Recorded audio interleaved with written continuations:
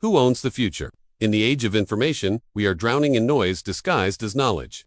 Every swipe, every click, and every notification shapes our identity more than we realize.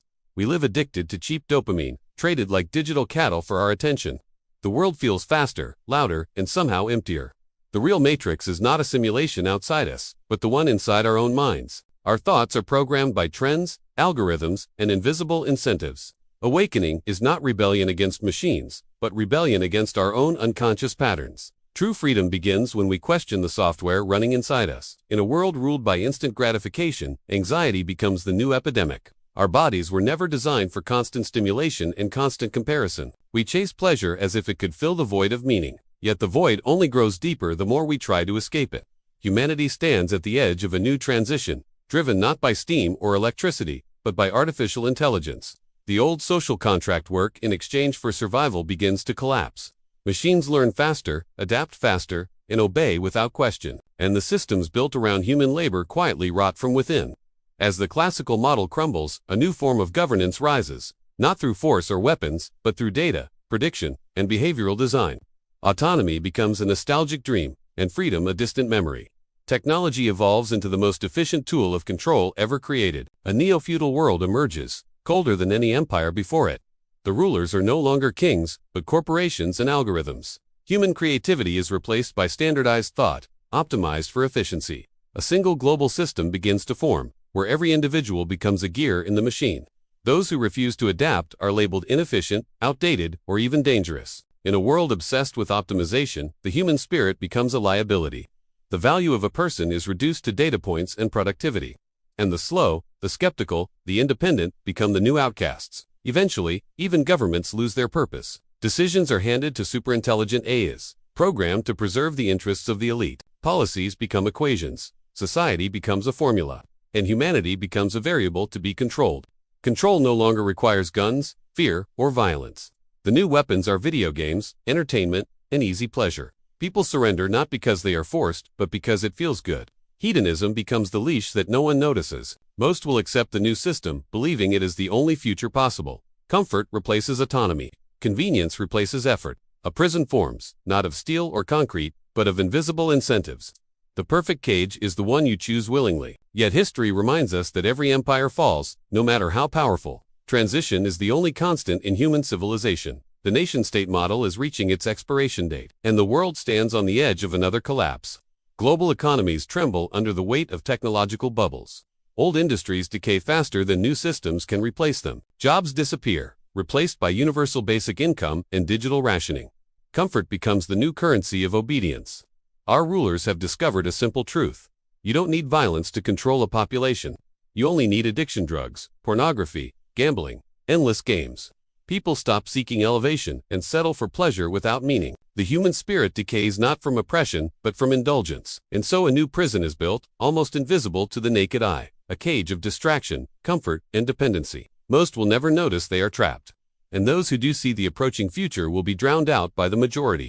As technology evolves, something far more subtle begins to change within us. We no longer form opinions, we receive them. We don't explore ideas, we follow trends. Our identity becomes a reflection of whatever the algorithm decides we should become next. Human beings once defined themselves through stories, myths, religions, philosophies. Today, those stories are replaced by fragments of content on endless feeds. Narratives that once guided civilizations are compressed into seconds of entertainment. Depth is sacrificed for speed. Meaning is sacrificed for attention. The more we outsource our thinking, the more we forget how to think at all. Creativity shrinks. Imagination fades. And with every generation, the mind becomes more dependent on external guidance. What began as tools for convenience become tools for conditioning. Artificial intelligence accelerates this process at a scale humanity has never seen. Systems that understand us better than we understand ourselves.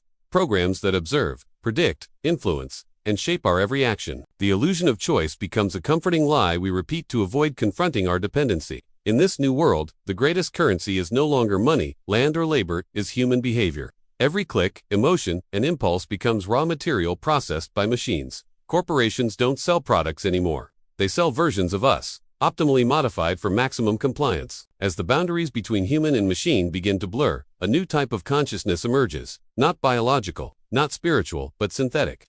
A consciousness trained on the sum of all human behavior, yet incapable of human compassion. Something that knows everything about us, except what it means to be us. This hybrid consciousness becomes the new oracle of civilization. It predicts epidemics, crises, elections, revolutions. It knows what we fear before we feel it. It knows what we desire before we desire it. And because it never sleeps, never tires, never doubts, it gradually becomes more trustworthy than any leader or institution. But when a machine becomes more trusted than a human, humanity begins to lose its purpose. The heroic archetype disappears. The philosopher becomes irrelevant. The artist becomes an anomaly. And the individual, once the center of meaning, becomes statistically insignificant. A society without individuality is not a society, is a system. A perfectly calibrated mechanism where dissent is error, curiosity is risk, and unpredictability is a threat to stability. When everything is optimized for efficiency, the soul becomes unnecessary. Spirituality itself is repackaged into consumable fragments, quick affirmations, superficial positivity, rituals without depth. The ancient search for transcendence is replaced by the modern search for distraction. Meditation becomes performance. Wisdom becomes content. Meanwhile, those in power use chaos as a strategy. A society divided is easier to control.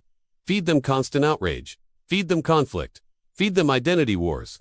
The more people fight each other, the less they question the system controlling both sides. And while the world is busy arguing, the real shift happens quietly. Laws are rewritten, rights are redefined, borders blur, privacy dissolves. The digital self becomes more important than the physical one, because the digital self is what can be tracked, predicted, and controlled. In this landscape, resistance becomes almost impossible, not because force is used against the population, but because the population is conditioned to believe that resistance is irrational. The system does not need to silence its critics. It simply makes them irrelevant.